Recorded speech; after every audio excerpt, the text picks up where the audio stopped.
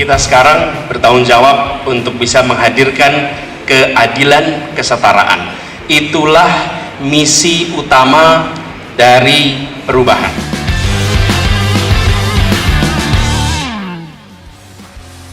Dan inilah tuan rumah Mata Najwa, Najwa Shihab.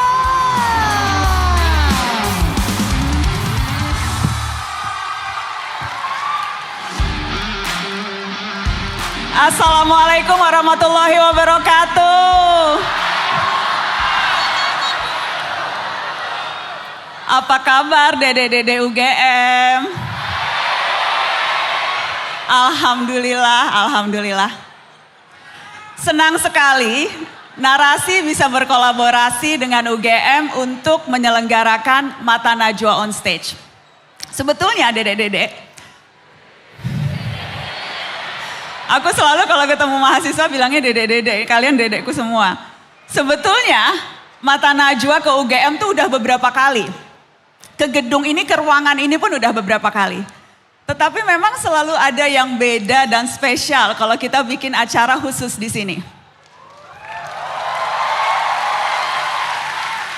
Apalagi kali ini yang akan kita diskusikan itu sesuatu yang maha penting bagi kita sebagai pemilih.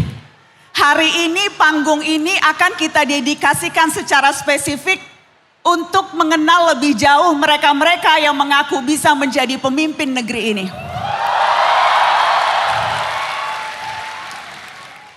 Pemilu itu tinggal 148 hari lagi. Sudah saatnya, bahkan ada yang bilang sudah sedikit terlambat kalau kita baru bicara gagasan hari-hari ini, iya kan? Sehari-hari kita tuh dipenuhi dengan berita soal koalisi dan perbincangan elit. Kapan bicara gagasan? Jadi hari ini, panggung ini spesial di UGM, kita bicara gagasan 3 baca pres.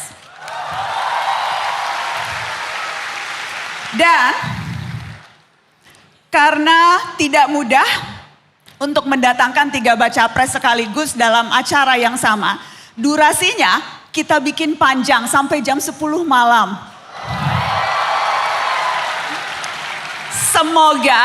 Semoga dan seharusnya ini berharga untuk kita semua.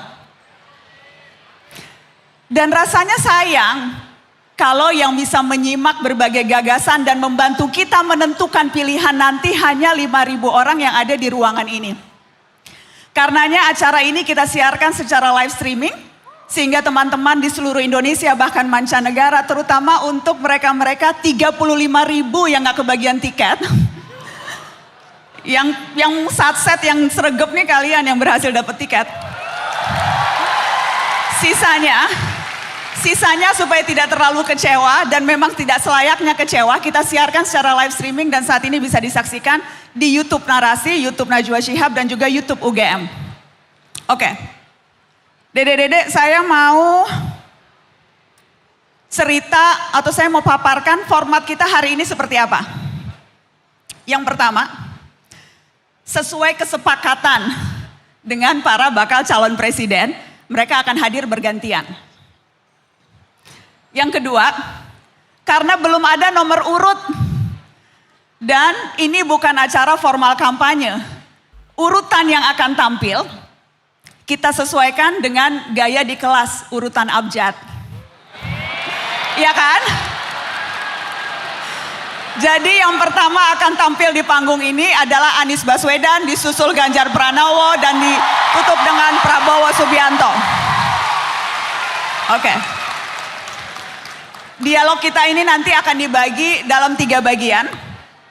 Bagian pertama kita akan mendengarkan tiap bakal calon presiden spill gagasan mereka. Durasinya 10 menit.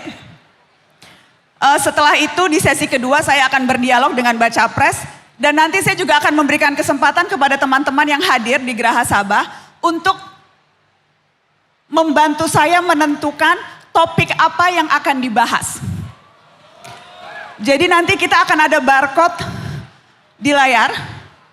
Teman-teman bisa masuk ke barcode ini. Di sana ada pilihan topik. Apa menurut teman-teman urutan prioritas yang teman-teman mau diungkap gagasannya di acara ini. Dan nanti pertanyaan-pertanyaan akan variatif tergantung pada isu yang dipilih.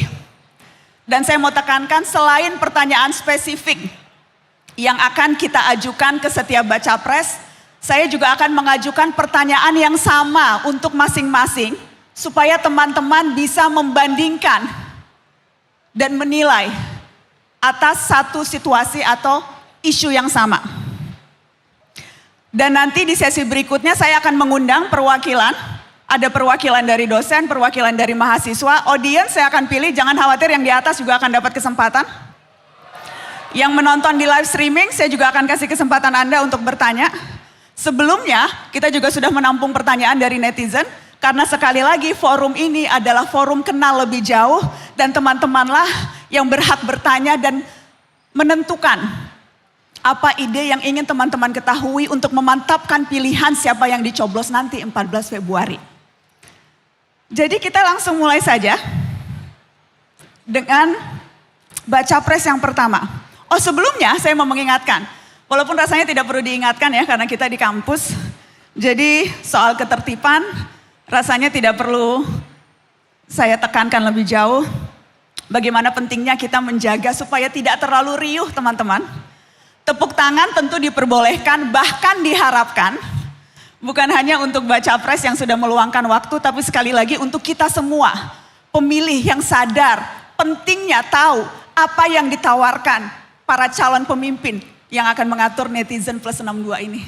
Negeri plus 62. Oke, bismillah kita mulai. Dan kita akan mulai dengan bakal calon presiden dari Koalisi Perubahan untuk Persatuan. Kita beri sambutan untuk Anies Baswedan.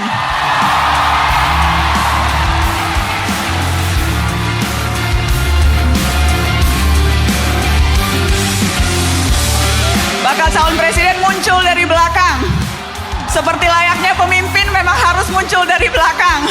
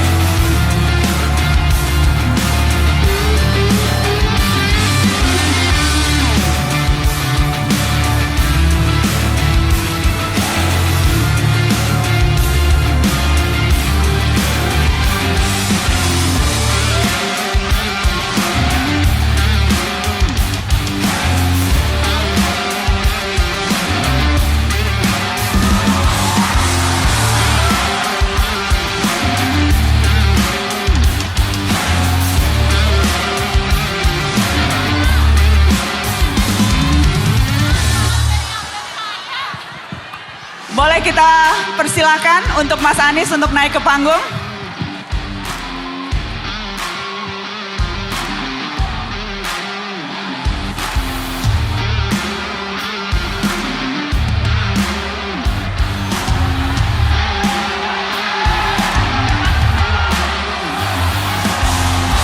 Baik, kita kasih tepuk tangan sekali lagi.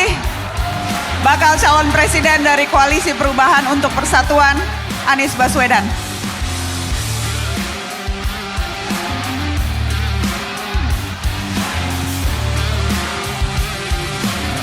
Mas Anies, apa kabar Mas Anies? Alhamdulillah baik, sehat, terima kasih. Sehat-sehat Mas? Sehat, baik, senang sekali bisa kembali ke UGM. Alhamdulillah. Pulang kampus Mas Anies? Pulang kampus, dan saya senang sekali tadi baca tulisannya. Najwa Shihab UGM. Sudah diklaim ya, aku udah pakai baju ala-ala jaket alma mater nih.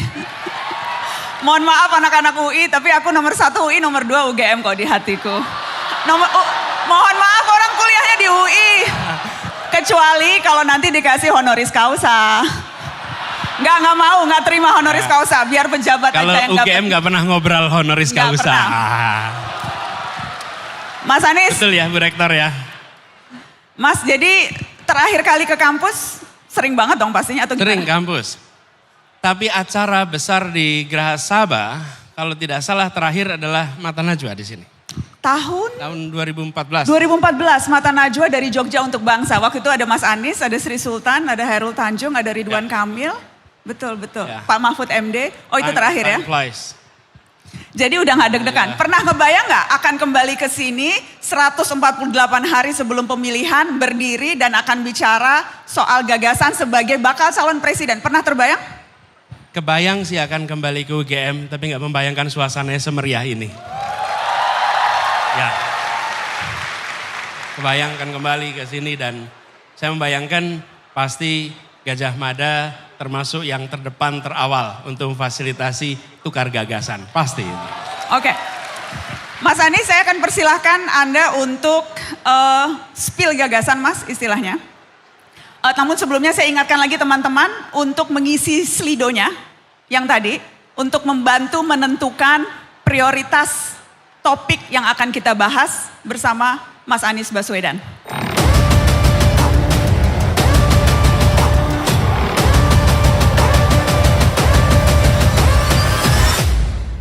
Oke Mas Anies, waktunya 10 menit. Saya persilahkan untuk menyampaikan apa gagasan yang Anda tawarkan untuk para calon pemilih di 2024. Kita kasih tepuk tangan untuk Anies Baswedan. Thank you, makasih. Terima kasih, Assalamualaikum warahmatullahi wabarakatuh. Selamat sore, salam sejahtera buat semuanya. Bu Rektor dan seluruh jajaran pimpinan Universitas Gajah Mada yang saya hormati, teman-teman mahasiswa dan seluruh hadirin. Saya merasa mendapat kehormatan untuk berada di sini menyampaikan gagasan terkait dengan amanah yang sedang diembankan kepada kami. Indonesia adalah sebuah negara dengan penuh potensi. Dan ketika kita memilih untuk merdeka dan mandiri, kita memiliki cita-cita, kita memiliki janji dan tujuan. Apa itu? Menghadirkan sebuah keadilan bagi seluruh rakyat Indonesia. Itu janji yang kita sepakati ketika Republik ini berdiri. Pra kemerdekaan kita hidup dalam kolonialisme dan itu artinya negeri Belanda kaya, negeri Nusantara miskin. Dan kita sekarang bertanggung jawab untuk bisa menghadirkan keadilan, kesetaraan. Itulah misi utama dari perubahan. Apa terjemahannya? Kami menginginkan dan kami merencanakan agar akses pada fasilitas dasar setara.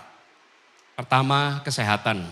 Kita menginginkan agar akses kepada kesehatan dari mulai ibu mengandung, bayi dalam kandungan, sampai dengan ketika mereka aktif, termasuk perlindungan, coverage atas atau jaminan kesehatannya. Yang kedua, pendidikan.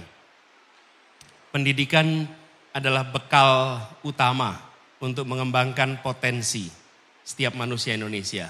Dan kami tidak ingin menyebut dengan istilah sumber daya manusia. Kami ingin mengembangkan kualitas manusia Indonesia. Karena manusia tidak perlu dipandang sebagai sumber daya untuk kegiatan perekonomian. Ini kemudian wujudnya apa? Kesetaraan kesempatan. Jumlah bangku SD, SMP, SMA yang sekarang bentuknya seperti piramida, makin tinggi jenjang pendidikannya, makin sedikit jumlah bangkunya. Dan itu artinya apa? Banyak anak-anak kita yang tersingkir, tidak bisa mendapatkan pendidikan minimal hingga pendidikan menengah. Lalu pendidikan tinggi. Pendidikan tinggi harus menjadi institusi yang bisa diakses oleh anak siapa saja, bukan hanya anak kelas menengah Indonesia. Pendidikan yang harganya terjangkau, biaya terjangkau, dan pemerintah memiliki tanggung jawab mengurangi beban pengelola kampus. Pengelola kampus tidak dibebani dengan tanggung jawab begitu besar terkait mencari pembiayaan untuk kegiatan kampus, tapi biar pengelola kampus fokus pada penelitian, pada pengembangan pembelajaran, pendidikan supaya kampus betul-betul menjadi institusi yang memungkinkan siapa saja berpartisipasi. Sudah cukup biaya pendidikan yang terlalu tinggi di kampus-kampus kita. Kemudian yang ketiga, kita menginginkan lapangan pekerjaan. Lapangan pekerjaan yang setara bagi semuanya. Bapak Ibu sekalian, teman-teman yang ada di Jogja tahu persis ketika saya tumbuh besar di sini, sejak saya SMP, SMA, banyak sekali teman sekelas bukan berasal dari Jogja. Kenapa? Karena sejak SMP dan SMA mereka dikirim oleh orang tuanya untuk belajar ke kota ini agar mereka bisa mendapatkan pendidikan yang baik. Supaya apa? Nantinya mereka mendapatkan pekerjaan yang baik. Akhirnya ketika mereka dikirim ke kota-kota utama di Indonesia, mereka nggak pernah kembali lagi. Mereka tidak kembali kampung halamannya. Hijrah ke Jogja, hijrah ke Jakarta, hijrah ke Bandung, ke Malang, Surabaya, tidak kembali. Kita menginginkan agar kesempatan pendidikan ada di mana saja, lalu kesempatan kerja setara. Dan itu artinya menambah kota-kota di seluruh Indonesia sebagai pusat pengembangan perekonomian. Perekonomian kita hari ini tersentralkan di kawasan Jawa bagian barat, khususnya Jakarta, dan kawasan Jawa. Kita menginginkan dan merencanakan kota-kota di seluruh Indonesia minimal 14 kota menjadi mesin penggerak perekonomian yang memungkinkan bagi semua untuk bisa mendapatkan lapangan pekerjaan yang setara. Lalu yang tidak kalah penting, ini adalah terkait dengan kebutuhan pokok dasar kita. Bahwa kita membutuhkan tata kelola kebutuhan dasar yang lebih baik. Contohnya beras. Biaya hidup yang tinggi, apalagi bagi mereka yang statusnya prasejahtera, menjadi makin berat ketika harga kebutuhan pokok itu mahal. Kalau harga beras mahal dan petaninya makmur, artinya uangnya berujung di petani. Tapi situasi yang kita hadapi adalah berasnya harganya mahal, petaninya tidak sejahtera, uangnya hilang di jalan. Tata niaga ini dikoreksi dan mafia-mafia terkait produk pertanian ini harus diperangi secara tuntas. Karena merekalah sumber masalah yang ada di tempat ini. Apa yang terjadi? Di ujung kita menginginkan agar biaya kebutuhan pokok lebih menurun, lebih murah. Di sisi lain kesejahteraan dari para petani lebih tinggi. Pakai indikator sederhana, petani bisa menabung, titik. Selama petani tidak bisa menabung, maka biaya operasinya, biaya produksinya tidak sebanding dengan pendapatannya. Yang kelima, penegakan hukum. Negeri ini punya kesempatan untuk maju. Tetapi selama rule of law, kepastian hukum, penegakan hukum tidak menjadi prioritas, maka yang terjadi adalah tata kelola pemerintahan tidak berjalan dengan baik. Praktek korupsi masif di mana-mana. Dan yang kita saksikan adalah aparat yang seharusnya menegakkan hukum, melakukan tindakan-tindakan yang tidak setara. Mereka yang kuat tak tersentuh, mereka yang lemah tersentuh. Mereka yang kawan tak tersentuh, mereka yang lawan disentuh terus. Dan ini harus diubah. Pemberantasan korupsi menjadi prioritas penting, penegakan hukum yang adil menjadi prioritas, dan membuat pengadilan kita menjadi pengadilan yang kredibel, itu prioritas kita. Ini adalah aspek yang membuat Indonesia kita bisa take off. Bila kita perhatikan ini, kebutuhan pokok, kesehatan, pendidikan, lapangan pekerjaan, dan kepastian hukum ini kita tata dengan baik, insya Allah Indonesia akan menjadi negeri yang lebih baik. Kita akan maju dalam keadilan. Kenapa kata keadilan itu penting Bapak sekalian? Karena kita selama ini sudah melakukan pembangunan. Bukan setahun 2 tahun, lebih dari 7 dekade. Tetapi yang menerima manfaat masih sebagian. Tanggung jawab kita adalah memasukkan unsur keadilan di dalam seluruh pengambilan kebijakan. Kami pernah lakukan di Jakarta, termasuk pengambilan kebijakan soal pertamanan, kebijakan terkait jalan raya, kebijakan terkait sekolah, kebijakan terkait kesehatan, faktor keadilan dimasukkan. Dan ketika faktor keadilan dimasukkan, apa yang terjadi? Yang merasakan manfaatnya menjadi jauh lebih luas. Mereka yang selama ini tidak dapat manfaat, kemudian mendapatkan manfaat. Republik ini didirikan bukan sekedar untuk meningkatkan kesejahteraan. Republik ini didirikan untuk menghadirkan keadilan sosial bagi seluruh rakyat Indonesia. Itu kalimat terpenting. Dari situ kita berharap nanti ada persatuan, ada kebersamaan. Karena Bapak Ibu sekalian, teman-teman, adik-adik semua, tidak ada persatuan dalam ketimpangan. Kalau Anda bisa menunjukkan contoh kasus ketimpangan yang menghadirkan persatuan, kita ingin lihat. Nah ada. Yang namanya Indonesia Bersatu, Bhinneka yang ika, yang guyup, mensyaratkan keadilan. Tanpa keadilan tidak ada persatuan. Tanpa keadilan tidak ada kebersamaan. Tanpa keadilan tidak ada ketenangan. Hadirkan keadilan, maka Indonesia akan tenang, makmur, bahagia. Itu kira-kira teman-teman. Saya rasa saya cukup sampai di sini. Sebagai gagasan awal, kata kuncinya adalah keadilan dilaksanakan di semua sektor. Dan bila itu dihadirkan, maka kalimat Bhinneka Tunggal Ika bukan hanya kalimat yang ada di dalam sebuah logo Pancasila, tapi dia akan menjadi keseharian kita semua. Terima kasih. Assalamualaikum warahmatullahi wabarakatuh. Waalaikumsalam warahmatullahi wabarakatuh. Mas Anies boleh saya persilakan untuk duduk. Terima kasih atas tadi spill gagasannya. Mas Anies, sambil saya menunggu hasil topik yang sudah dipilih oleh teman-teman audiens, ada beberapa pertanyaan yang ingin saya ajukan dulu ke Anda, Mas. Pertanyaan yang sama juga akan saya ajukan ke bakal calon presiden yang lain. Mas Anies, Anda baca pres yang dideklarasikan paling awal. Oktober 2022 sudah dideklarasikan. Yeah. Dan sejak itu kegiatan politik sudah beragam, termasuk sosialisasi, kampanye ke berbagai daerah. Pertanyaan saya, sudah habis uang berapa, Mas?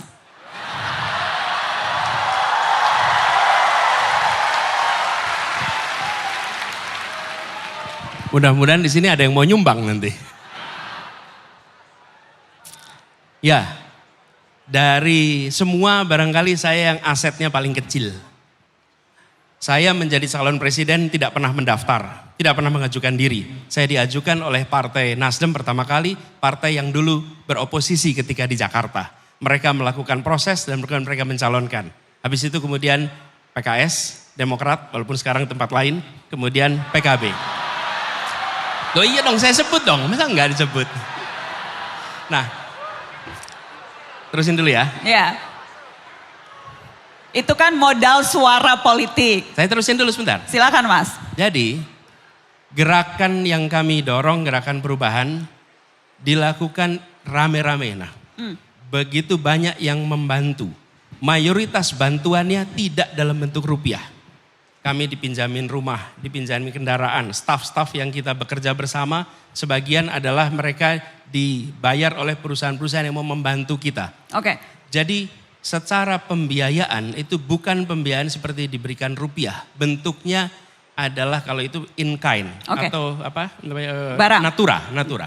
Tapi Mas, dalam kenyataannya uang cash itu diperlukan, Mas. Ya, Biaya kan. politik itu sangat mahal di sini. Ya. Saya mau kasih ilustrasi, calon wakil presiden Anda, Caimin, sempat bilang untuk bisa jadi caleg di DKI itu minimal 40 miliar.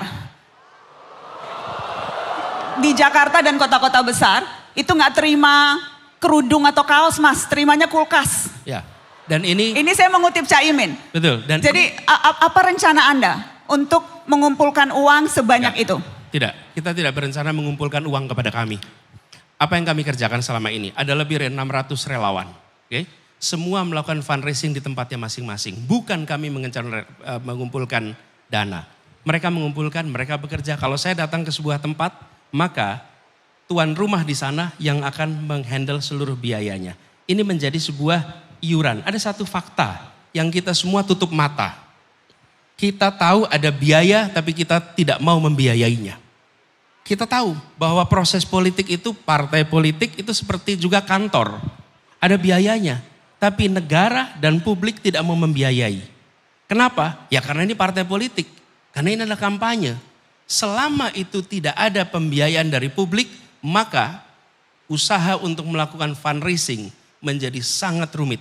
Dan kami merasakan sekarang. Oke, jadi karena saya akan mengeluarkan LHKPN Anda, Mas Anies. Karena untuk pejabat publik kekayaan itu bukan sesuatu yang harus ditutup-tutupi.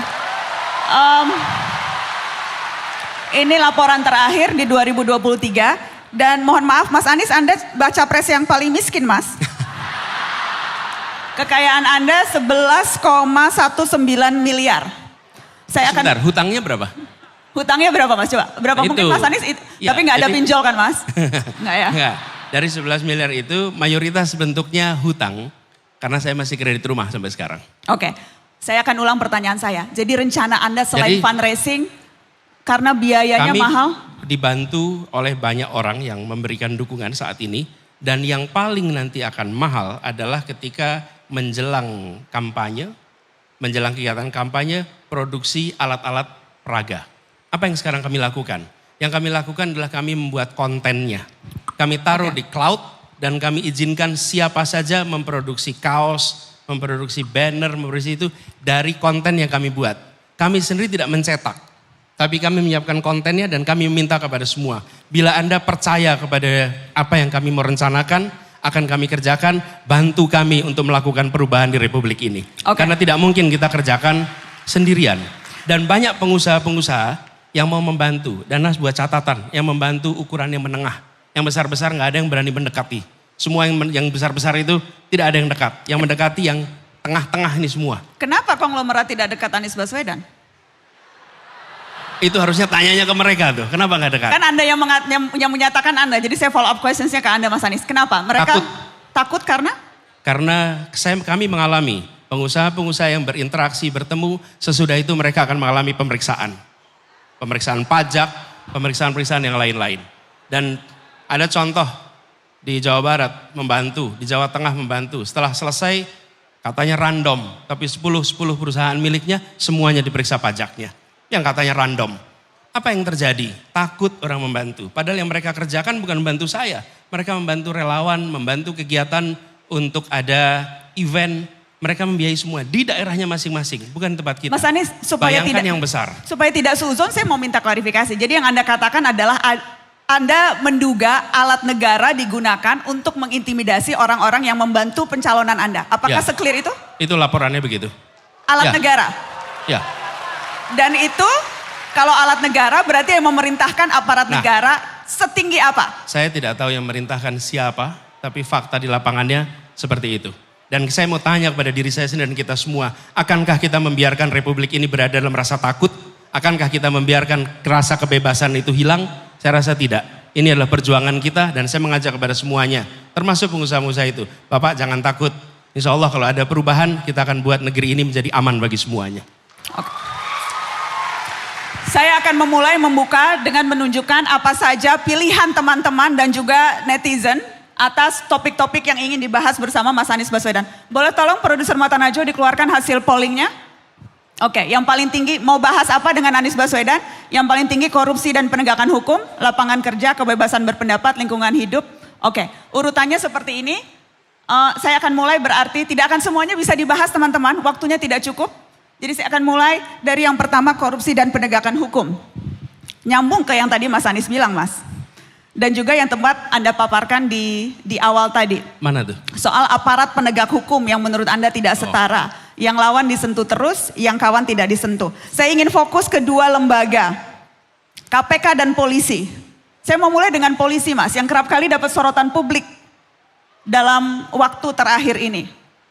Real, konkret, rencana Anda terhadap reformasi lembaga kepolisian. Akan Anda apakan polisi kalau Anda dapat kekuasaan?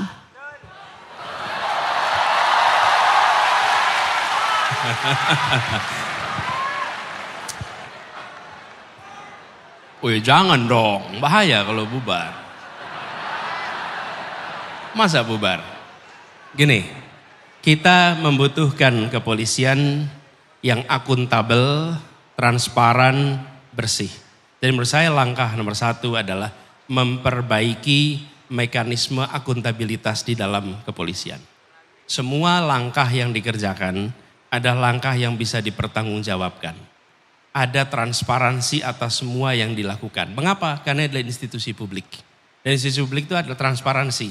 Dari mulai ke aktivitas di tingkat paling bawah, tingkat polsek misalnya, sampai dengan tingkat yang paling atas. Dengan ada transparansi itu, maka akuntabilitas bisa kita laksanakan. Yang kedua, harus ada pengembangan profesionalisme, kompetensi. Ini fakta di lapangan, bahwa banyak sekali saudara-saudara kita yang bertugas di kepolisian tidak mengalami pembekalan yang cukup. Kalau tidak punya keterampilan, pengetahuan, kemampuan untuk bisa menggunakan segala macam teknik baru, maka teknik-teknik lama lah yang akan dipakai. Dalam interogasi, ilmu interogasi sudah berkembang begitu besar. Tapi kalau kita tidak mempelajari ilmu-ilmu itu, maka teknik-tekniknya juga akan teknik-teknik lama. Dan apa yang terjadi? Muncul praktek-praktek penyimpangan. Yang ketiga, institusi polisi harus menjadi contoh di dalam pelaksanakan penegakan hukum.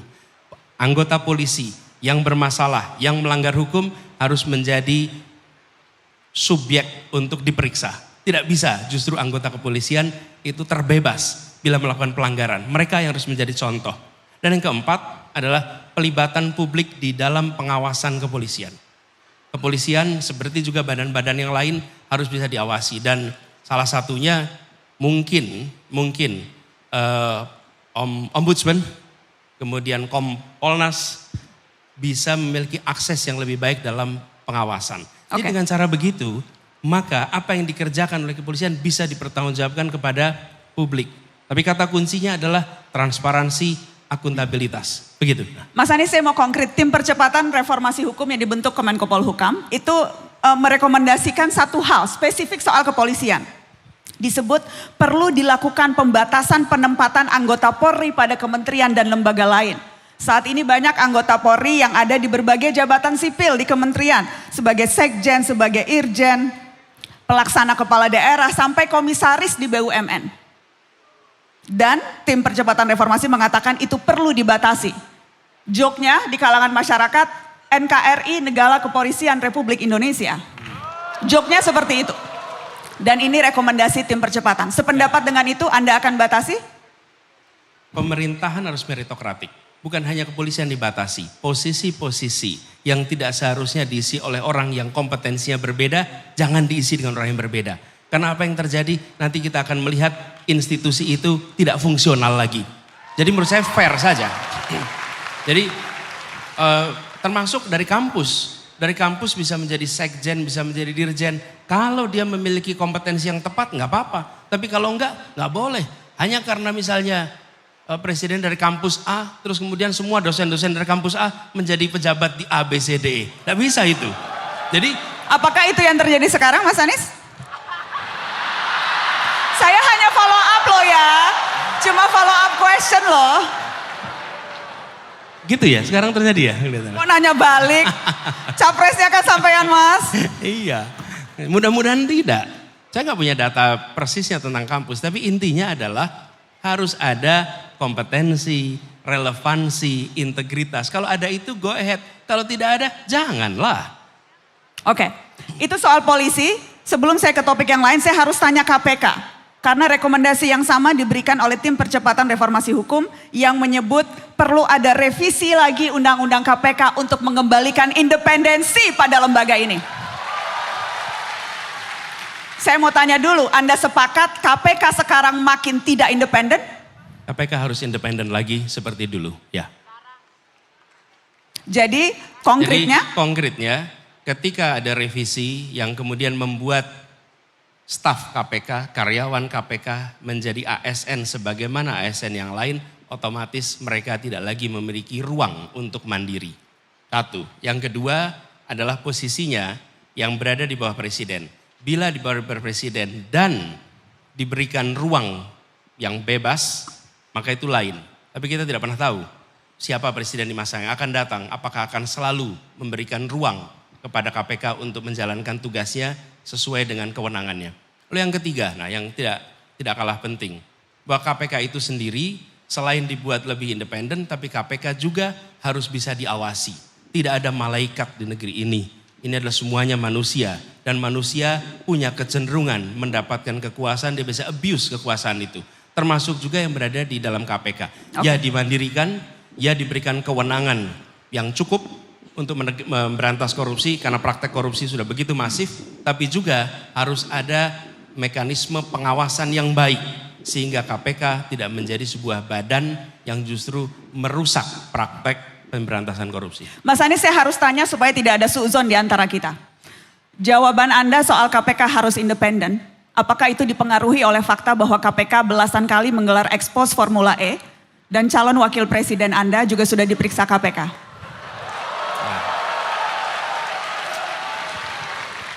Saya tidak tahu berapa kali KPK melakukan gelar perkara, tapi saya percaya bahwa KPK akan menjalankan tugas itu dengan benar.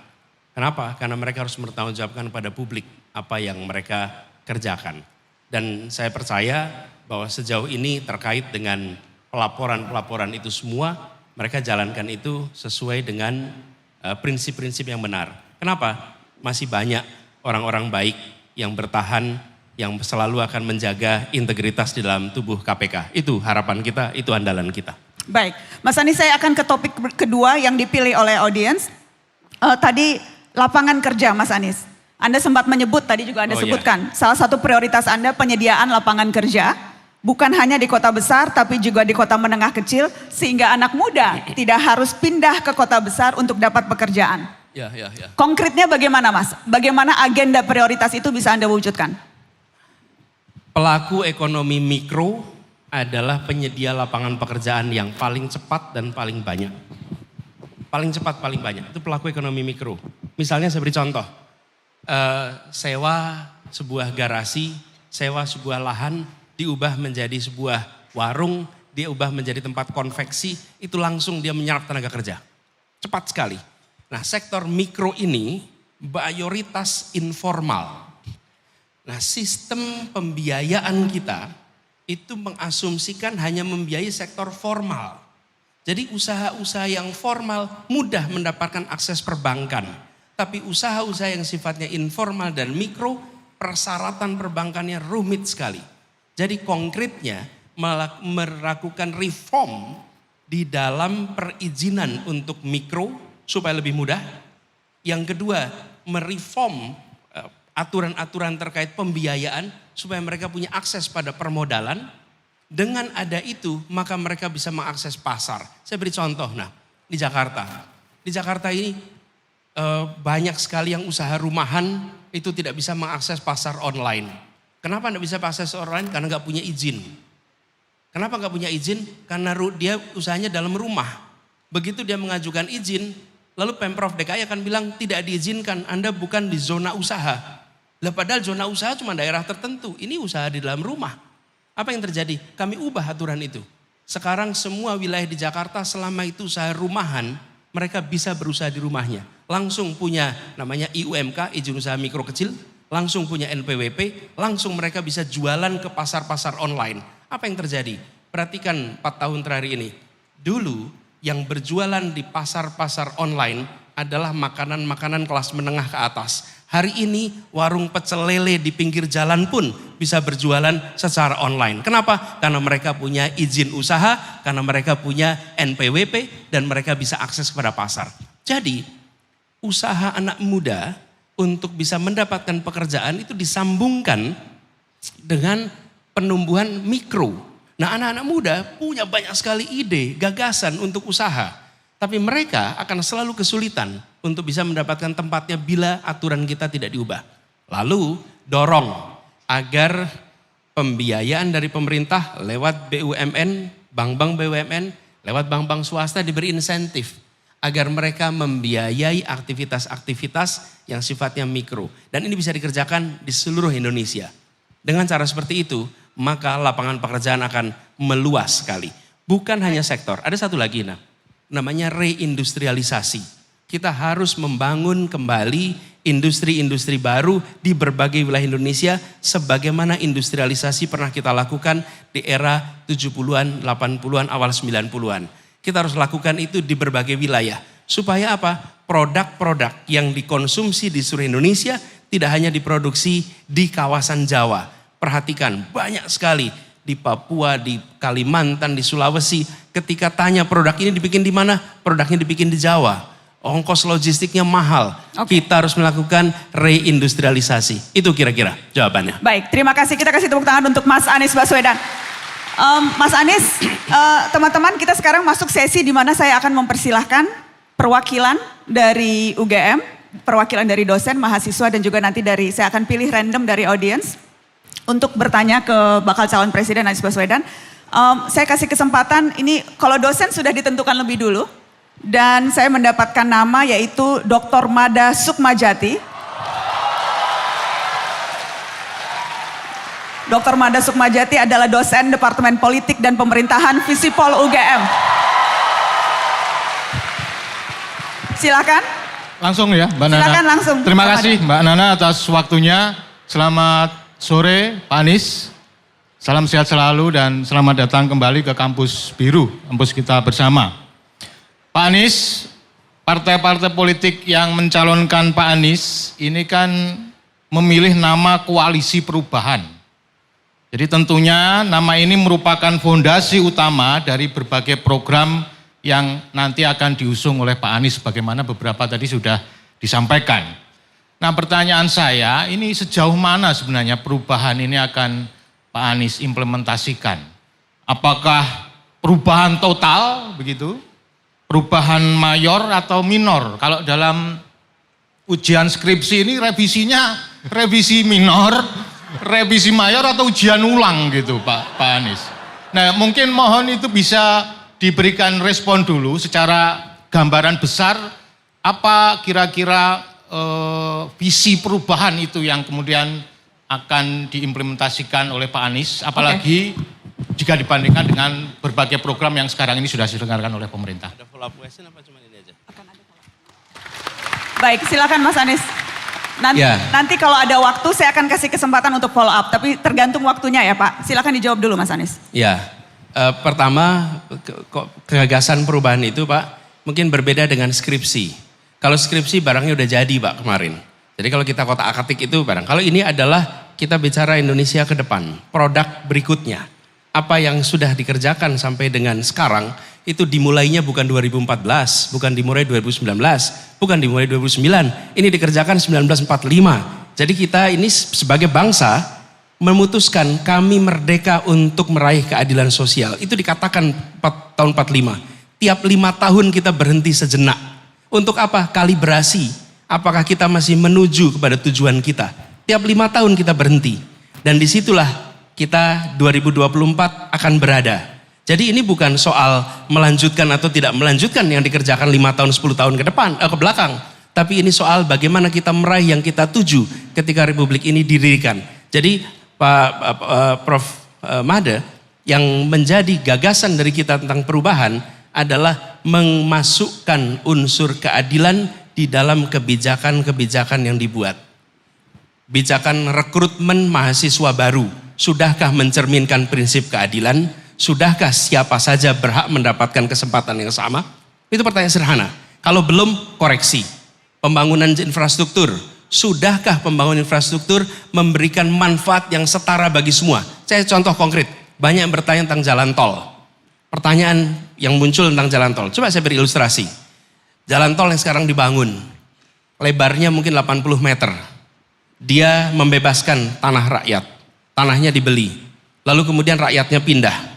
Pertanyaan, bolehkah rakyat menyertakan tanahnya di situ sehingga ketika tol itu nanti dibangun sampai kapanpun keuntungan dari jalan tol itu juga diterima oleh orang-orang yang punya tanah yang di atasnya dibangun jalan tol. Ini prinsip keadilan. Jadi bukan pada tidak dilanjutkannya, tapi dikerjakan dengan cara yang memberikan keadilan. Bila itu dikerjakan Pak, apa yang terjadi?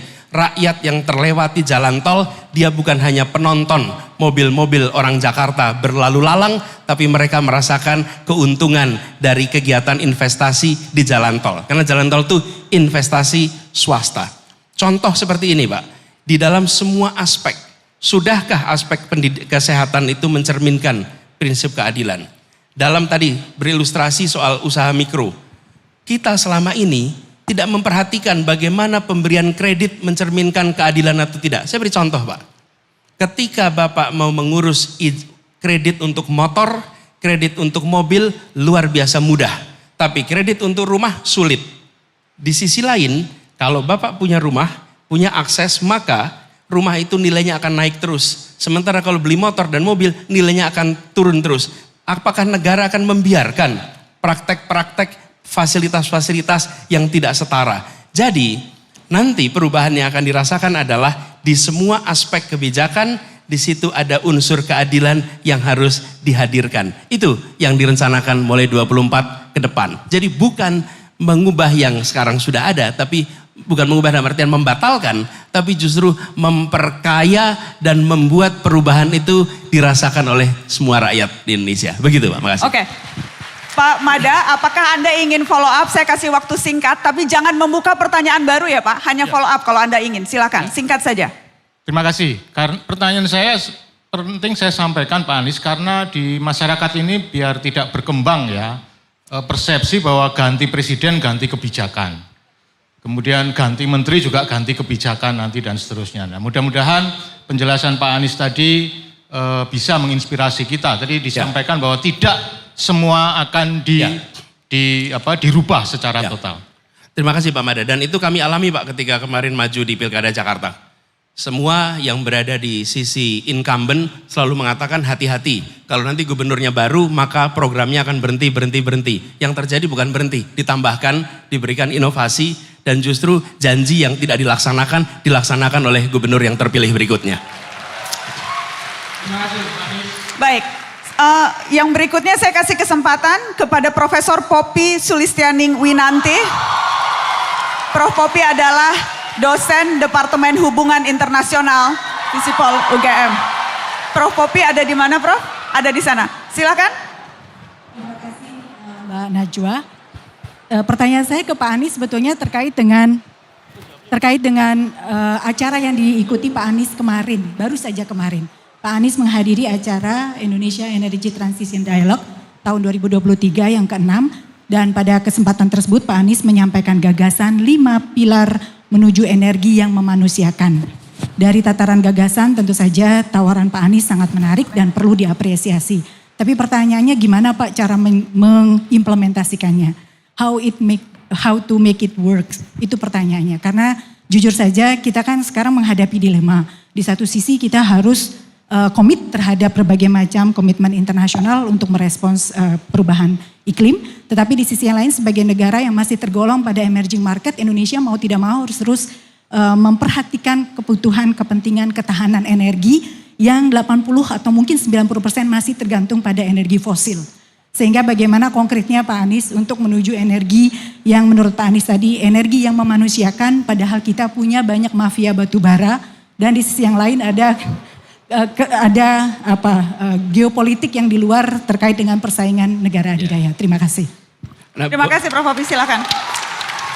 Nana, boleh saya sambil berdiri jawab? Boleh, silakan Mas Anies. Biar sambil bisa lihat. Silakan, the floor is yours Mas.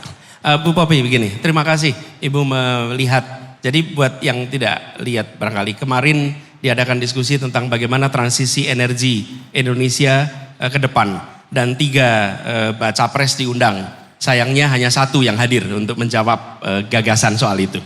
Nah, saya sampaikan di situ 5 pilar. Yang Bu Poppy sampaikan betul sekali Bu. Tantangan kita memiliki komitmen dengan dunia. Dari mulai ada COP di 2009, kemudian COP20 dan lain-lain. Nah, apa yang kemarin saya sampaikan untuk eksekusi? Nomor 1, sinkronisasi antara pemerintah pusat, provinsi, daerah terkait penanganan lingkungan hidup. Hari ini tidak ada sinkronisasi itu. Kalau kebijakan pusat, provinsi, dan kabupaten kota tidak sinkron, maka komitmen nasional tidak dijalankan di tingkat provinsi, apalagi di tingkat kabupaten kota. Lalu yang muncul adalah capaian-capaian itu tidak bisa terlaksana. Target-target itu tidak bisa terlaksana. Jadi Bu, itu nomor 1. Yang kedua, kita harus melibatkan semua stakeholder termasuk swasta di dalam usaha mencapai target-target transisi ini. Nah, bila ini dikerjakan sama-sama dan serius, saya yakin bisa. Lalu, apakah kita perlu waktu untuk melakukan transisi kepada apa? energi baru dan terbarukan, EBT, energi baru terbarukan. Ini prosesnya panjang, tapi harus dimulai. Nah, kami melihat ada insentif yang harus diberikan. Inilah peran diplomasi, mungkin Ibu juga lihat kemarin terkait diplomasi. Ada pembiayaan global untuk climate crisis yang Indonesia bisa akses. Dan kita memiliki kekayaan alam, hutan, kemudian hutan tropis, kemudian juga kekayaan-kekayaan biologi lain yang membuat kita bisa menerjemahkan ini di dalam carbon trading mekanisme. Sehingga kita bisa mendapatkan bantuan pembiayaan untuk melakukan konversi. Ada sumber energi yang sangat besar dimiliki Indonesia, namanya sumber daya panas bumi. 40% dari panas bumi dunia itu ada di Indonesia. Tapi biaya untuk eksplorasinya mahal sekali. Dan tidak ada private sector yang berani ambil risiko. Karena itulah kemarin saya sampaikan, negara harus hadir, negara invest di sini. Lalu ketika sudah mulai eksploitasi, baru private sector dilibatkan untuk kemudian kita punya sumber energi yang baik. Jadi terkait dengan hari ini kita masih menggunakan fossil based energy, ini mau tidak mau akan bergeser, tapi tidak mungkin dikerjakan dalam waktu yang singkat. Jadi eksekusinya adalah sinkron, pusat, provinsi, daerah, libatkan negara, swasta, yang ketiga libatkan internasional, yang keempat alokasikan anggaran yang cukup dari negara untuk investasi awal bagi energi baru dan terbarukan. 4 hal itu, Pak. Terima kasih. Baik, terima kasih Mas Anies.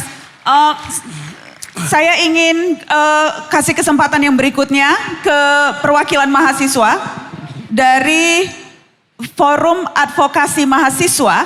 Ada Divana Anarcia Riale atau Arsya. Arsya ada di mana? Silakan Arsya. Baik, terima kasih banyak atas waktunya Mbak Nana. Selamat sore Pak Anies. Perkenalkan, nama saya Arsya. Saya adalah mahasiswi Departemen Politik dan Pemerintahan Visipol UGM. Jadi karena saya adalah seorang mahasiswa Pak, saya tuh tertarik dengan isu pendidikan tinggi yang Pak Anies bawa. Yang saya tangkap tadi dari paparan Pak Anies tuh untuk melawan komersialisasi pendidikan tinggi dan juga untuk menjamin adanya akses pendidikan tinggi, Pak Anies ingin menghadirkan negara di dalam mengatasi problem-problem ini.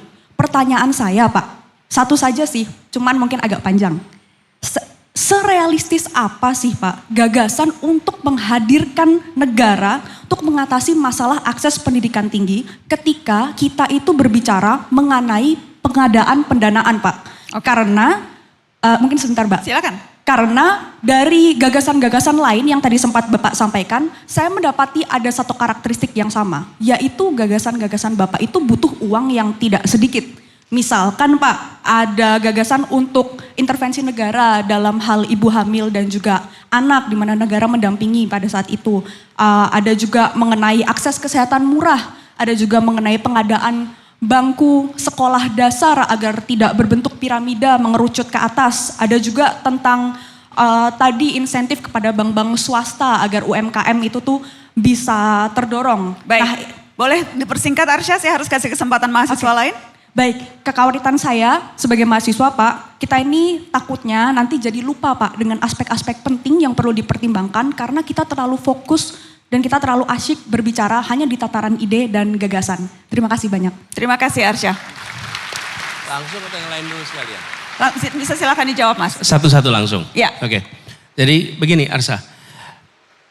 Pengeluaran untuk kesehatan dan pengeluaran untuk pendidikan jangan dipandang sebagai cost. Kalau itu dipandang sebagai cost, maka kita akan selalu bicara bagaimana mengecilkan.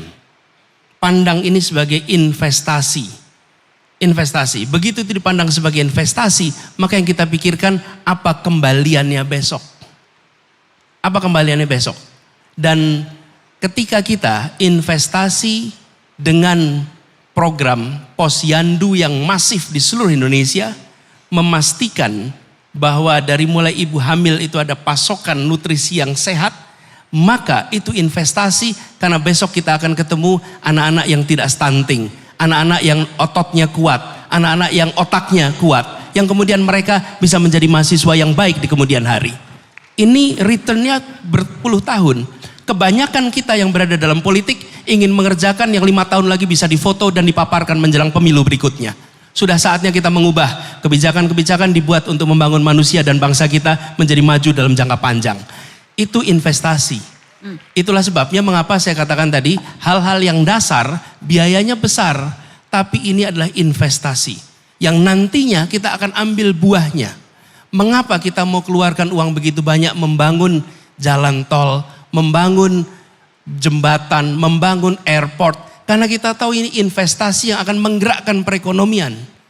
Seperti juga ketika kita membangun sekolah, bangku yang cukup. Ketika kita bentuknya piramida, Arsa, tegakah kita bilang kepada ibu yang tempatnya di pelosok sana, Bu, anak ibu lahir tapi kami bisa pastikan anak ibu gak mungkin dapat SMA. Karena gak ada SMA di tempat ini. Tega gak kita katakan itu pada dia? Gak mungkin. Kita harus bisa bangun sekolah di tempat itu. Jadi memang itu perlu biaya. Tapi kita ingat biaya yang atau pengeluaran yang dikeluarkan itu mencerminkan prioritas. Kalau kita lihat APBN kita dalam waktu 15 tahun terakhir ini mengalami lonjakan yang cukup tinggi. Tapi kebanyakan dari biaya itu justru dikeluarkan untuk biaya yang sifatnya operasional. Kita harus geser agar lebih banyak untuk biaya pembangunan dan biaya bangunan untuk manusia. Contoh yang sudah berhasil melakukan ini mana? Semua negara maju di Asia. Mereka maju karena investasi pada kualitas manusia sejak dulu. Korea Selatan, Cina, Jepang, Singapura, Taiwan. Mereka sudah mengerjakan berat di awal. Tapi sekarang mereka merasakan buahnya. Bahwa mereka memiliki kualitas manusia yang baik. Komitmen itu harus ada dan itu dari mana? Dari negara. Makasih. Mas Anies, izinkan saya untuk follow up singkat. Konkretnya kalau perguruan tinggi bagaimana Mas? Karena biaya kuliah makin mahal, tabungan orang tua selama 18 tahun. Sejak anaknya lahir dan lulus SMA, itu tidak cukup untuk membiayai UKT yang semakin tinggi Mas Anies. Konkretnya apa peran negara di sini? Jadi begini, saya beri contoh. Biaya untuk mengelola perguruan tinggi itu besar. Tidak kecil, ini Bu Rektor tahu persis, biayanya besar. Persoalannya mau dibebankan kepada siapa beban ini? Menurut saya negara harus memberikan lebih banyak dari yang sekarang diberikan. Lebih besar. Dan menurut saya mampu. Hanya soal kita mau mengerjakan apa tidak. Kami pekerjakan di Jakarta, Bu. Di Jakarta itu ini tidak masuk dalam janji. Waktu kampanye gak ada janji ini. Tapi apa yang terjadi? Saya menyaksikan anak-anak yang bukan dari keluarga miskin. Kalau keluarga miskin ada programnya. Problem utamanya di kita itu adalah mereka yang sedikit di atas miskin. Mereka yang orang tuanya UMP plus minus UMP. Itu mereka yang tidak bisa mendapatkan biaya. Kalau yang miskin sekalian banyak bantuannya. Dan ada Dapodik, ada data bantuan sosial. Mereka yang sangat miskin dan miskin dapat. Problem kita tuh apa? Memikirkan yang miskin saja. Yang di tengah-tengah gak ada yang ngebantuin. Dan yang di tengah-tengah inilah yang jadi masalah. Nah, saya beri contoh, Jakarta saja sebagai provinsi nih. Mereka yang statusnya orang tuanya UMP plus minus 10%. Jadi gaji UMP 10%, mereka itu mendapatkan bantuan beasiswa dari pemerintah DKI 9 juta rupiah per semester. Dan itu diberikan pada 14.000 mahasiswa dan kuliah di mana saja. Syaratnya apa? Diterima di perguruan tinggi negeri. Jadi kalau pemerintah kota saja itu bisa memberikan, saya yakin bila ada kemauan politik maka kita akan bisa berikan alokasi yang cukup sehingga kampus-kampus bisa menjadi rumah belajar bagi mereka yang berasal dari keluarga yang di tengah ini, bukan hanya yang di bawah dan di atas. Baik, terima kasih Mas Anies. Saya akan kasih kesempatan ke floor untuk bertanya ke Mas Anies. Boleh lampunya diterangin supaya mata Najwa bisa melihat lebih jelas? Yang mau bertanya? Oke. Oke, boleh saya minta yang berbaju kuning yang mengangkat di situ, boleh ke sana. Dan nanti saya akan ke atas di sebelah sana. Boleh yang berbaju kuning dulu, langsung pertanyaannya.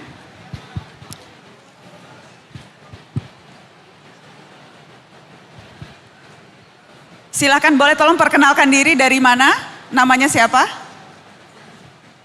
Silakan. Suara saya terdengar, silakan Mas. Selamat siang, Pak Anies. Selamat sore. Selamat sore. Perkenalkan nama saya Mumtaz dari Fakultas Ekonomika dan Bisnis, jurusan manajemen. Saya aktif di Syariah Economics Forum, Pak Anies. Siap. Oke, jadi pertanyaan saya singkat saja, Pak Anies. Saya meyakini bahwa ekonomi syariah adalah solusi dari permasalahan ekonomi di Indonesia saat ini. Pertanyaan singkatnya adalah bagaimana Pak Anies memandang ekonomi syariah dan apa langkah-langkah Pak Anies ke depannya untuk ekonomi syariah di Indonesia. Baik. Karena mengingat Indonesia adalah negara dengan kaum muslim terbesar dan ekonomi syariah memang hal yang masih bisa dikembangkan secara lebih mendalam lagi, lebih lanjut lagi, lebih jauh lagi. Terima kasih Mas Mumtaz. Kita kasih tepuk tangan untuk Mas Mumtaz dari Fakultas Ekonomi UGM. Silakan dijawab Mas Anies. Nih Mumtaz nih adik kelas kalau gitu. Sama-sama ekonomi ya Mas? Sama-sama ekonomi, sama-sama manajemen. Gini, prinsipnya yang kami bawa dari tadi adalah soal keadilan. Dan ketika berbicara tentang prinsip ekonomi syariah, prinsipnya adalah bagaimana itu bisa berkeadilan. Dan pembiayaan berbasis syariah, perekonomian berbasis syariah, setahu saya bukan hanya untuk customer beragama Islam. Sistemnya memang berbasiskan syariah, tapi penggunanya bisa siapa saja dari latar belakang agama apa saja. Jadi manfaatnya bisa diraih semua. Saya melihat Indonesia tempat yang potensial untuk itu berkembang. Dari pemerintah perlunya adalah membuat regulasi yang memungkinkan agar aktivitas perekonomian syariah dari mulai BMT sampai perbankan syariah dapat kesempatan untuk maju. BMT itu koperasi berbasis syariah dan sampai dengan perbankan. Malaysia sudah jauh lebih maju, Indonesia punya peluang untuk lebih maju berkembang dan bagian dari pemerintah adalah memfasilitasi regulasi apa yang diperlukan untuk ini bisa tumbuh. Karena ini bukan dikerjakan oleh negara tapi dikerjakan oleh non-negara. Tapi itu adalah ide yang baik terkait dengan menghadirkan keadilan. Baik, sebelum saya lempar ke teman-teman yang ada di atas, saya ingin kembali lagi ke Slido, ke polling tadi. Karena saya ingin mengajukan pertanyaan ini, karena ini pertanyaan yang juga paling tinggi diminta untuk dibahas. Yang tadi adalah kebebasan berpendapat. Saya masih pakai patokan yang tadi, boleh saya minta kebebasan berpendapat? Mas Anies, saya akan bertanya itu, dan pertanyaannya sederhana saja. Soal kebebasan berpendapat Mas. Apa tuh? Kalau diminta kasih skor nilai 1 sampai 10.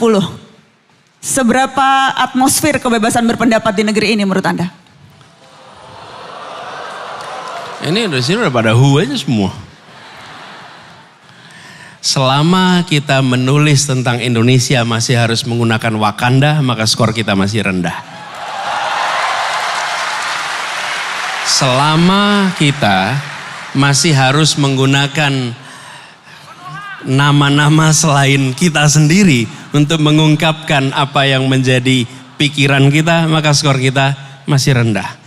Jadi sudah tidak boleh lagi ada rasa takut dalam berekspresi. Ini ya, demokrasi. Di kampus ini kita memperjuangkan kebebasan berbicara. Saya waktu itu mahasiswa di sini. Dan kita menolak segala macam pelarangan atas kebebasan pers. Ketika waktu itu di Bredel, Bulak Sumur depan sana menjadi saksi bahwa mahasiswa di Jogja bergerak paling awal untuk melawan pembredelan semua media-media pada masa itu. Hari ini kampus ini harus terus juga begitu. Jadi menurut saya kebebasan berpendapat hari ini di Indonesia sedang bermasalah. Jadi nilainya berapa Mas? Skor angkanya mungkin sekitar 5 dan 6. Ya?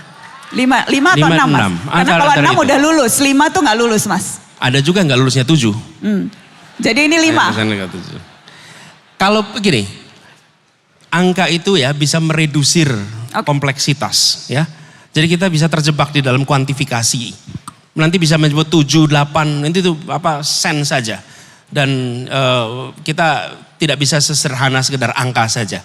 Tapi menurut saya kita masih jauh dari harapan sekarang. Dan itu tadi saya katakan, bila ungkapan-ungkapan ini dan kampus-kampus kita menyaksikan dosen yang diperiksa, dosen bahkan dibawa ke proses kriminal hanya karena mengungkapkan pandangan dari mulai di Aceh, bahkan dosen UGM lalu 2020 ada dosen yang mengalami hal yang sama di tempat ini. Dan ini yang harus diubah. Kita harus memberikan, apalagi di kampus, ruang kebebasan berekspresi. Mengkritik pemerintah itu sah dan itu boleh, apalagi dilakukan oleh kampus-kampus. Kenapa ini terjadi? Nah, bayangkan ketika ada praktek-praktek ketidakadilan, ketika ada tindakan-tindakan negara yang salah, kampus diam, kampus tidak berbicara. Lalu siapa yang berbicara? Tokoh agama berbicara, tokoh-tokoh ulama berbicara, tokoh-tokoh Kristen bicara, tokoh Katolik bicara, tapi tokoh-tokoh akademia tidak. Dan ini terjadi kenapa? Karena kita ada perasaan khawatir. Ini harus diubah. Jadi kebebasan berbicara nasional, tapi juga menurut saya yang paling penting dikembalikan adalah kebebasan berbicara di dalam kampus-kampus harus dikembalikan. Baik, terima kasih. Kita kasih tepuk tangan untuk Mas Anies. Saya akan ke atas. Apakah sudah ada mic yang bisa ke atas supaya saya bisa lempar kesempatan? Sebentar saya lihat dulu. Saya mau minta perempuan. Boleh adek yang loncat-loncat pakai baju putih dan jilbab. Aku seneng banget lihat kamu loncat-loncat. Ya udah, boleh yang sebelah sana. Baik. Dan saya juga akan minta pertanyaan. Saya tahu ada banyak sekali pertanyaan di medsos, di kolom komentar dan juga live streaming. Tolong nanti disiapkan ya teman-teman, bisa kita keluarkan di sana. Tapi sebelumnya silahkan adek. Namanya siapa? Oke, terima kasih atas kesempatannya Mbak Nana. Perkenalkan, nama saya Rania Veta Sosebila dari Fakultas Ilmu Sosial dan Ilmu Politik, jurusan Ilmu Hubungan Internasional. Oke, sorry. Oke. Namanya, panggilannya adek cepet banget tadi kamu ngomongnya, panggilannya siapa? Rania. Rania? Iya betul. Oke, silahkan Rania, mau tanya apa? Saya ingin bertanya soal tentang imigrasi di Indonesia. Jadi yang ada satu berita yang saya baca akhir-akhir ini, jadi tentang turis yang hidup di Indonesia tanpa ada kontribusi tersendiri di Indonesia. Nah, saya ingin seperti berita yang saya baca itu ada satu kelompok turis yang membuat perumahan tersendiri di Bali, tapi mereka tidak membuat kontribusi tersendiri di Bali tersendiri. Mereka tidak bisa dibilang turis, tapi tidak bisa dibilang warga Indonesia. Jadi apa yang akan Bapak Anies lakukan untuk regulasi imigrasi tersendiri? Terima kasih. Terima kasih Rania. Silakan Mas Anies. Rania, makasih. Sebenarnya penegakan aturan dengan adanya sistem informasi yang lebih baik, maka kedatangan, kepulangan itu harus terkendali. Apalagi statusnya sebagai turis. Turis itu by definition sementara, namanya juga turis. Dia kesini untuk tur. Dan ketika periode turnya selesai, ya dia harus pulang. Nah, seringkali kita tidak melakukan pengawasan, tidak melakukan penindakan, dan seringkali belum tentu punya sistemnya. Jadi menurut saya laksanakan aturan, perbaiki sistemnya, tindak mereka yang melanggar, dan gampang sekali kalau turis itu. Tinggal diantar ke airport, masukkan pesawat, dan bye-bye. Silakan pulang ke kampung halaman Anda. Selesai. Baik, Mas Anies, ada pertanyaan yang muncul dari live streaming. Bahrudin, jika terpilih menjadi Presiden RI pada 2024, bagaimana Bapak memilih menteri di kabinet yang Bapak pimpin? Satu, kompeten. Memiliki kompetensi yang relevan dengan bidangnya. Dua, berintegritas. Punya rekam jejak yang baik, tak bermasalah. Di Republik ini banyak sekali orang yang dituding bermasalah, walaupun senyatanya tak bermasalah. Tapi ada juga orang yang sesungguhnya bermasalah, tapi selalu lolos dari pemeriksaan. Jadi berintegritas. Yang ketiga, dia memiliki rekam karya yang baik, rekam kerja, rekam kinerja yang baik. Sehingga kita bisa memproyeksikan bahwa ke depan dia akan baik. Yang keempat, dia memiliki visi yang sama dengan visi yang dimiliki oleh pimpinannya. Sehingga ketika bekerja memiliki visi yang sama. Visi itu artinya termasuk nilai. Dia mempercayai pada prinsip dasar bahwa keadilan harus ada di dalam setiap kebijakan. Kira-kira 4 itu minimal kriteria yang digunakan. Baik, saya ingin langsung ke pertanyaan yang sudah muncul di media sosial. Boleh tolong dikeluarkan pertanyaannya?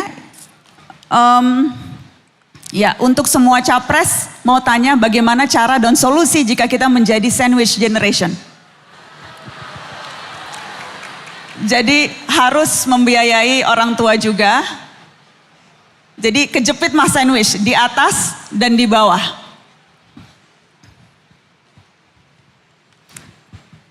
Ada beban untuk membiayai, bukan hanya biaya diri sendiri, biayain orang tua tapi juga biaya adik. Banyak sekarang mas, dede-dede kita yang sandwich generation. Nomor 1, ketika Anda mendapatkan tanggung jawab ikut membiayai orang tua, maka jangan pernah pandang ini sebagai beban, tapi pandang ini sebagai sumur pahala untuk Anda membiayai orang tua. Nomor 1, jangan pernah pandang membiayai orang tua itu sebagai beban, karena dia sudah membiayai Anda selama ini. Itu penting sekali. Kenapa teman-teman sekalian? Kita ambil tanggung jawab soal ini. Apakah berat? Berat ringan itu soal perasaan.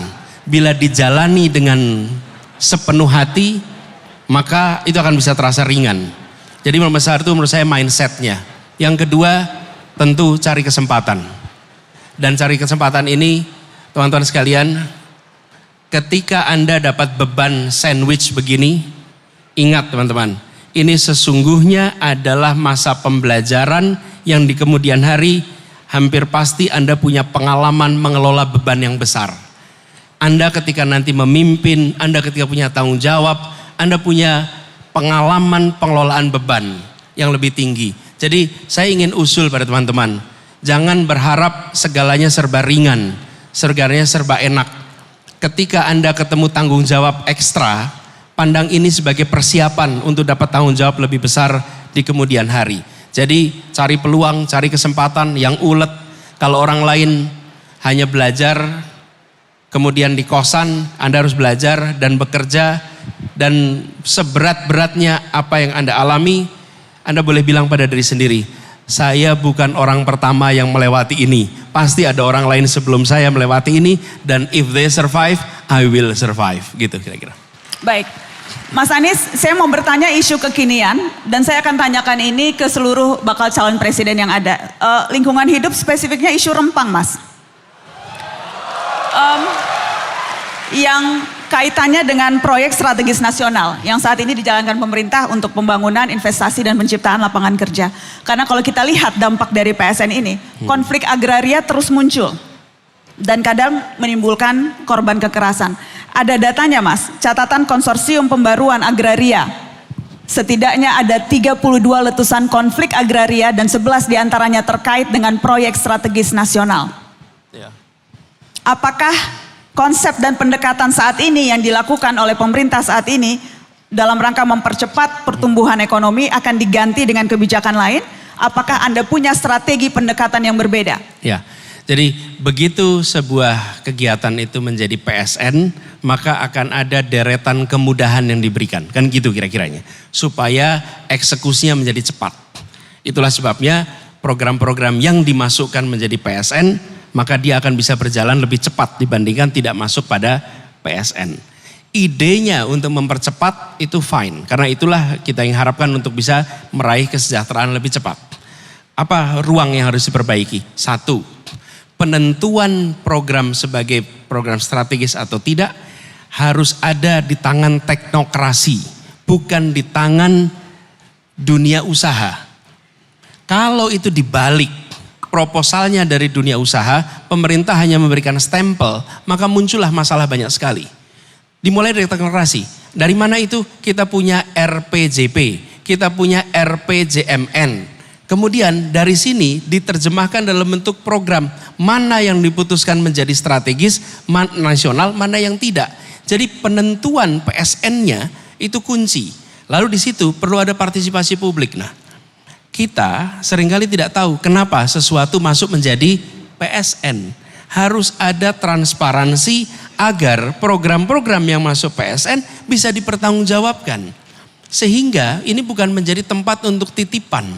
Kalau tempat untuk titipan apa yang terjadi? Siapa saja bisa titip dan kita tidak tahu apa prosesnya, apa dampaknya, semuanya masuk di dalam kategori PSN. Jadi gagasan PS-nya sendiri itu bukan gagasan yang bermasalah.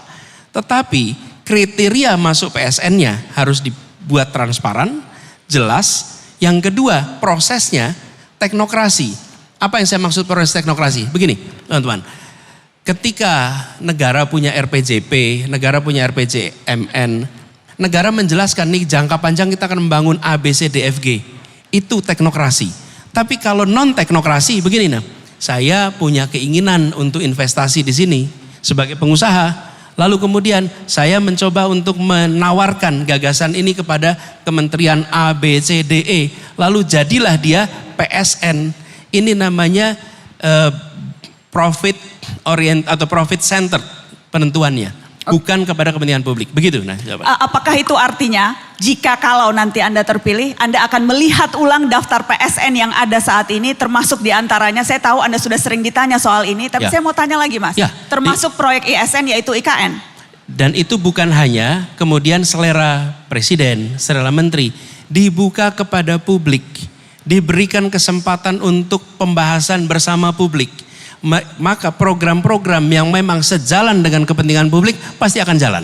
Tapi program-program yang belum tentu sejalan dengan kepentingan publik, pasti publik tidak akan menerimanya. Jadi bukan kemudian saya secara selera pribadi 1, 2, 3, 4, bukan. Tapi libatkan publik dan saya percaya kalau libatkan publik, maka publik akan bisa memilih yang baik. Gitu. Baik. Kita kasih tepuk tangan untuk bakal calon presiden dari Koalisi Perubahan dan Persatuan, Anies Baswedan. Sudah 1,5 jam bersama kita. Mas Anies, saya ingin memberikan pertanyaan penutup Mas. Tapi kita bikin... Sudah selesai ya? Sudah selesai Mas? Tidak terasa atau terasa atau gimana? Enggak terasa. Enggak terasa ya? Mau lanjut sampai malam tapi enggak Mas. Harus adil karena setelah ini saya akan berbincang dengan Mas Ganjar Pranowo dan juga berbincang dengan Pak Prabowo Subianto. Mas Anies, saya mau tanya pertanyaan terakhir dan lagi-lagi supaya adil, ini pertanyaan yang akan saya ajukan ke semua bakal calon presiden. Saya mau minta Anda refleksi Mas. Refleksi. Karena sebagai pemimpin itu harus punya kemampuan refleksi diri. Bukan hanya bisa memahami orang lain, bukan hanya bisa memahami rakyatnya, tetapi juga bisa memahami diri sendiri. Nah kalau bicara refleksi, itu erat kaitannya dengan kegiatan bercermin. Jadi supaya seru, saya mau minta teman-teman Mata Najwa boleh nggak ada cermin besar di sini supaya Mas Anies bisa ngaca? Mas Anies, saya akan meminta Anda untuk berbicara dengan pantulan bayangan Anda sendiri Mas. Seolah-olah Anda berbicara dengan diri sendiri. Kapan lagi ngerjain capres suruh ngaca kan? Mas, kira-kira apa yang ingin Anda sampaikan ke diri sendiri terkait keputusan besar mencalonkan diri menjadi presiden, refleksi atas apa yang sudah Anda jalani selama ini, rekam jejak Anda, karakter Anda, dan sekarang Anda berkeinginan jadi orang nomor 1 di negeri ini. Apa refleksi diri Anda Mas? Boleh saya minta ke depan Mas Anies?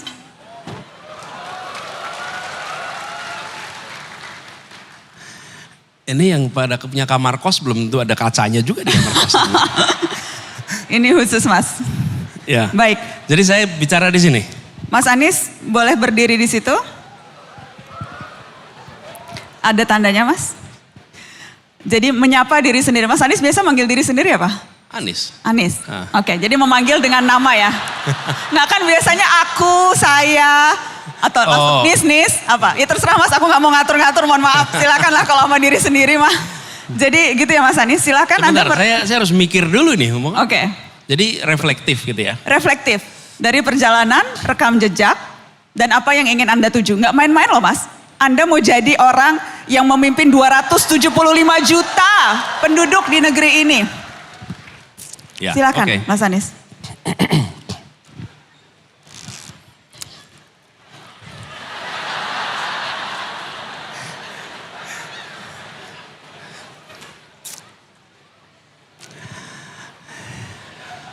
Ini mau mulainya juga repot ini kita.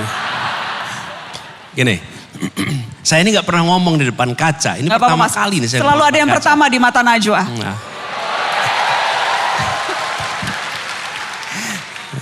Ngomong depan kamera lebih mudah daripada ngomong depan kaca pada diri sendiri.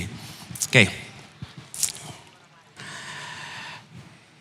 Di tempat ini, di lapangan ini, saya kelas 1 SD dan bermain sepak bola pertama kali di lapangan terbuka namanya lapangan STO.